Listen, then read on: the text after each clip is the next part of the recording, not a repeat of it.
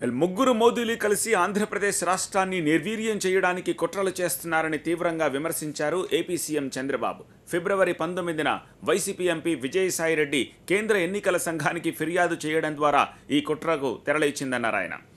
19న ఫిర్యాదు చేసి 22న ఐటీ గ్రిడ్పై దాడులతో కుట్ర అమలు చేశారని చెప్పారు.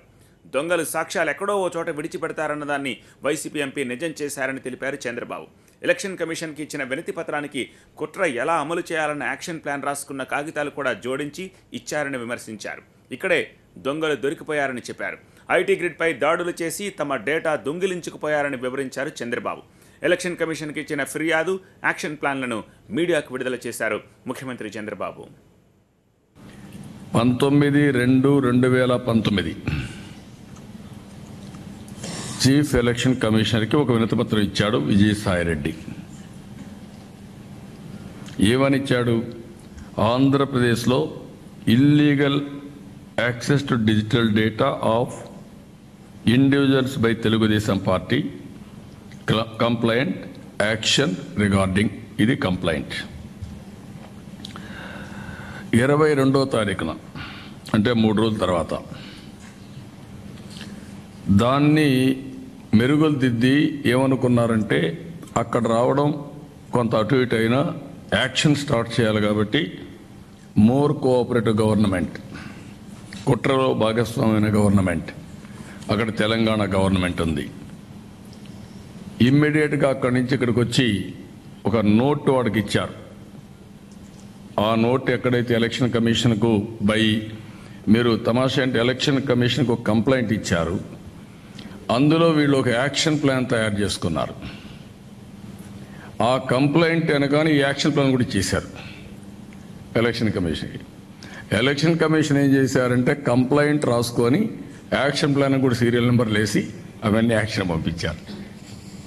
ఎంత దుర్మార్గం చూడండి, ఎంత గొప్ప అందుకే అంటారు దొంగతనం చేసేవాడు ఎప్పుడో ఒకసారి కరెక్ట్గా ఇన్వెస్టిగేషన్ చేస్తే దొరుకుతాడు.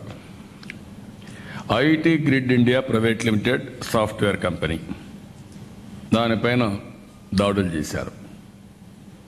ఇది చట్ట విరుద్ధం. డైరెక్టర్ అశోక్ని ఎన్క్వైరీ చేశారు. ఏమీ చెప్పకుండా ఎలాంటివి లేకుండా మొత్తం డేటా అంతా దొంగిలిసిపోయారు. హైదరాబాద్లో ఐటీ కంపెనీల్లో ఇంత లూటీ చేస్తే డేటాను దొంగిలించకపోతే వేరే వాళ్ళకి ఇవ్వాలనుకుంటే రేపు ఎవడైనా కంపెనీ పెడతాడా హైదరాబాద్లో? ఇది డే టైం రాబరీ కాదు. ప్రజాస్వామ్యంలో రాజకీయ పార్టీలకి రక్షణ లేకపోతే ఇక సామాన్యుల గతి ఏమిటని ప్రశ్నించారు చంద్రబాబు. పొరుగు రాష్ట్రంలోని సీఎం కార్యాలయం వైసీపీ ఎంపీ విజయసాయిరెడ్డి ఆదేశాలతోనే ఇదంతా జరిగిందని చెప్పారు. ఐటీ గ్రిడ్ సంస్థ తెలుగుదేశం కోసం పనిచేస్తున్నదనే కోపంతోనే ఇదంతా చేశారని, ఇదే నేరమైతే మొదట అక్కడి పోలీసులు ప్రభుత్వంపై చర్యలు తీసుకోవాల్సి ఉంటుందన్నారు ఆయన. రాజకీయ పార్టీలకే మనుగడ లేకపోతే సాధారణ వ్యక్తులకి వ్యవస్థలకి మనుగడ ఎక్కడుంది? ఇవన్నీ కూడా చేసిందంతా 2, 3, 4 తేదీల్లో విజయసాయిరెడ్డి హైదరాబాద్ ఉండడం, ఆయనే డైరెక్షన్, అక్కడి నుంచి రిమోట్ కంట్రోల్, యాక్ట్ చేసేది పోలీసులు, డైరెక్షన్ ఫ్రమ్ సీఎం ఆఫీస్, వీళ్ళందరూ కలిసి అడ్డంగా దొరికిపోయే పరిస్థితికి వచ్చారు. ఇది నా లెక్క ప్రకారం ఒక మల్టీ విలన్ క్రిమినల్. ఒకరిద్దరు కాదు, మల్టీ విలన్స్ వీళ్ళు. ప్రజాస్వామ్యాన్ని అపహాస్యం చేస్తూ, దగా చేస్తూ, ప్రజాస్వామ్య వ్యవస్థలను నిర్వీర్యం చేస్తూ ఒక పక్క జగన్మోహన్ రెడ్డి, ఒక పక్క విజయసాయిరెడ్డి, కేసీఆర్, కేటీఆర్, నరేంద్ర మోడీ, అమిత్ షా అందరూ దీంట్లో ఇష్టానుసారంగా చేసే పరిస్థితికి వచ్చారు. ఇంకొక పక్కన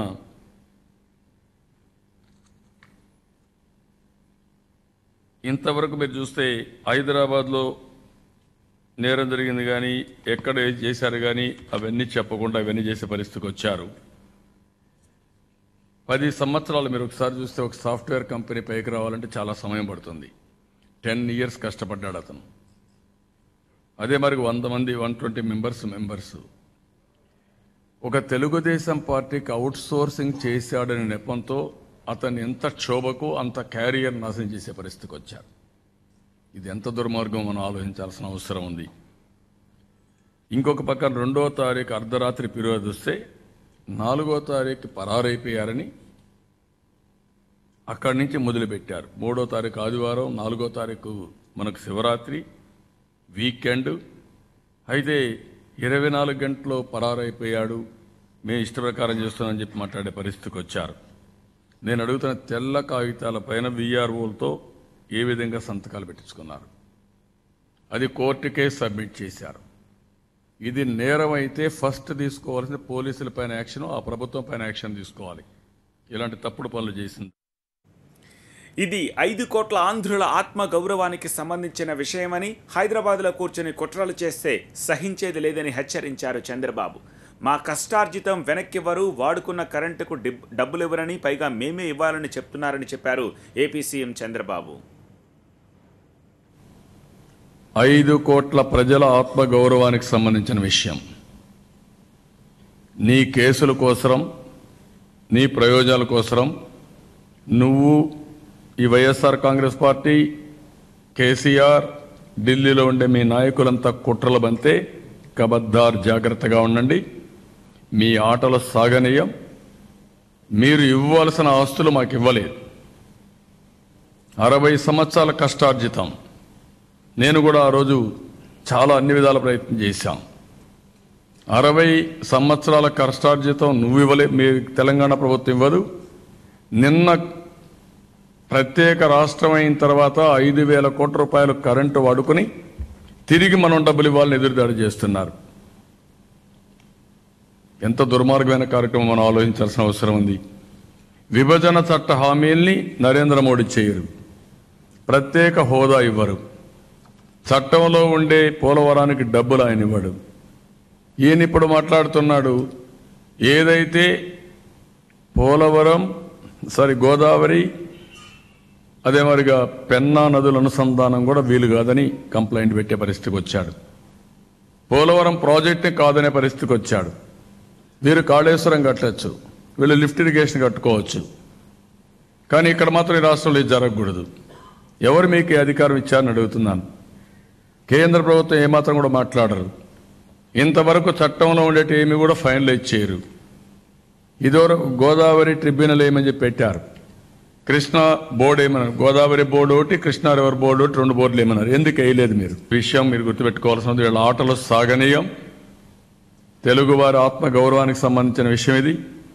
5 కోట్ల ఆంధ్రప్రదేశ్ ప్రజానికానికి సంబంధించిన విషయం. మీరంతా హైదరాబాద్లో కూర్చొని కుట్రలు కుతంత్రాలు చేస్తే మేము చేతులు మర్చుకొని కూర్చోవడానికి కూడా సిద్ధంగా లేము. నేను హెచ్చరిస్తున్నా, బీ కేర్ఫుల్. మీ ఇష్ట ప్రకారం మీరు చేయడానికి వీలు లేదు. దీనికి సమాధానం చెప్పాల్సిందిగా కుట్రదారులందరినీ కోరుతున్నాను.